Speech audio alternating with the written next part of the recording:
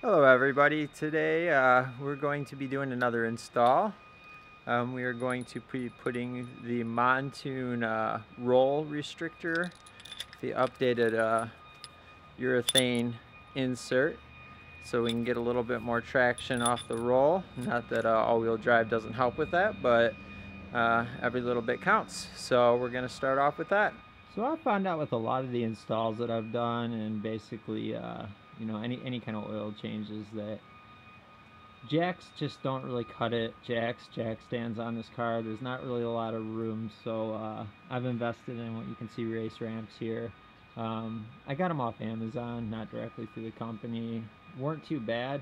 I would suggest anybody getting a set of these because the clearance on them is literally perfect. Your car will not rub whatsoever as long as you're on flat ground.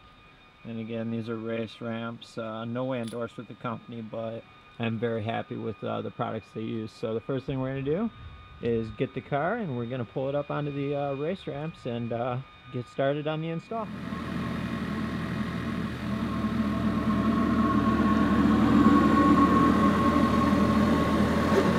We're going to start out right here with the motor mount, which you can see right there. There's a bolt there. We can see that there's a bolt on the very top of the mount up there, which we're going to have to use a trim tool to back off some plastic components off of. Got the main bolt for the mount there. And as we move down, we've got one more bolt for the mount here. This is actually a much easier job than an ST, and most videos that are showing the RS install are showing it on an ST. So there's really no need to go up in here and disconnect any downpipe fixtures or anything to get this mount off. Now the main three bolts that we're going to be pulling off are 15mm. It's going to be your front bolt here. It's going to be your top bolt up here, and that's also going to be your bolt on this side, and the bolt in the very back that looks that white zip tie looking. We're going to pull the trim off. That's also a 15. Alright, so I've hand loosened that bolt on the front. I've hand loosened the bolt 15mm here on the actual front subframe itself. I've also went ahead and hand loosened the bolt that is somewhat hard to see right here, holding it on. And now I want to show you guys this black looking bolt that's up top right here. I'm going to require using the trim tool to pull the plastic cover off of the bolt, and then we'll loosen that one with a wrench instead of a socket. Now if you guys can see that stud, that's right on the top of the extension for the motor mount. I went ahead and took the plastic cap off of it and moved the hoses out of the way. That is going to be a 14mm, but we're going to have to get with that using a wrench instead of a socket. There's no room in there for a socket.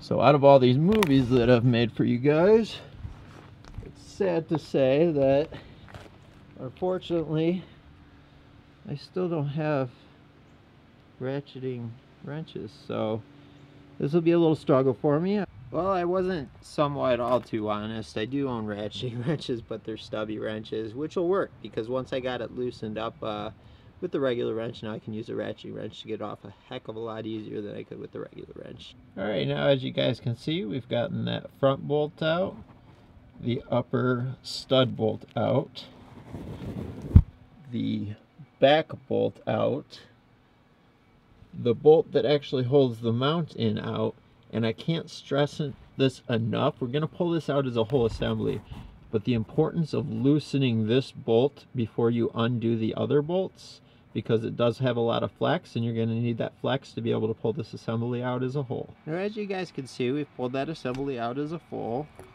Did loosen that bolt so we can take that off. What we're going to go ahead and do is replace this part with this part. We want to make sure that when doing it in this direction, that when we take the Mountune one, we want the Mountune facing downward. for it to correctly go together. Do not want the Mountune facing upward, we want it facing downward towards the bottom of the vehicle. So if you were to look up at the vehicle, you want to see that Mountune emblem, or else I'm assuming they wouldn't have put it there. Alright guys, as you see, the Mountune roll restrictor does come with a new bolt. So that means that we will be disregarding this bolt for now, but keep it in a safe place in case we ever need to put the stock mount back on. I'm going to just put it back into my stock mount and thread it and set it aside in a box.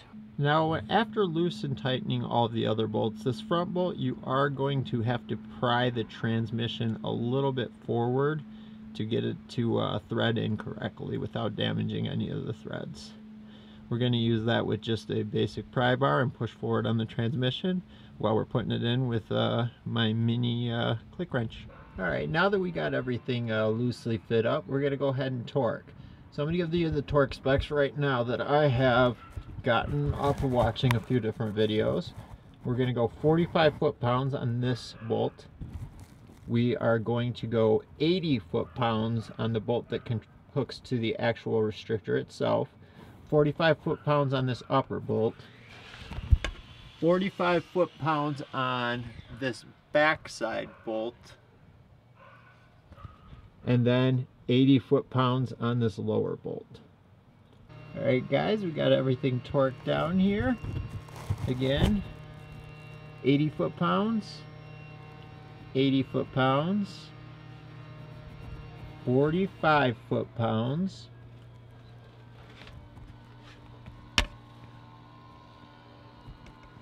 45 foot-pounds. Let's get her off the ramps and take it out and see what it feels like.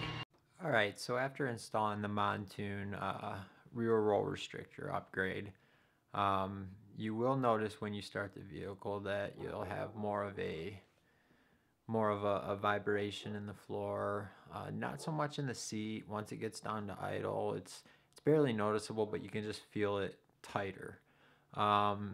You're going to notice it in first gear a little bit. Again, not rattling your teeth out, just you're going to notice that it's a lot tighter. The motor is going to sound a little bit different just because of the transference of the vibration. But other than that, once you're above 10 miles an hour, you really don't notice anything except for crisper shifts. This is just my initial, right after I finish the install drive, so expect a more comprehensive review in the future. But I hope you guys enjoyed the video. I hope that you guys understood everything that went on and how to put it together. If you have any questions, definitely don't hesitate to leave them in comments. Give me a like, and make sure you subscribe to the channel for the more comprehensive review and some other installs. Thank you guys.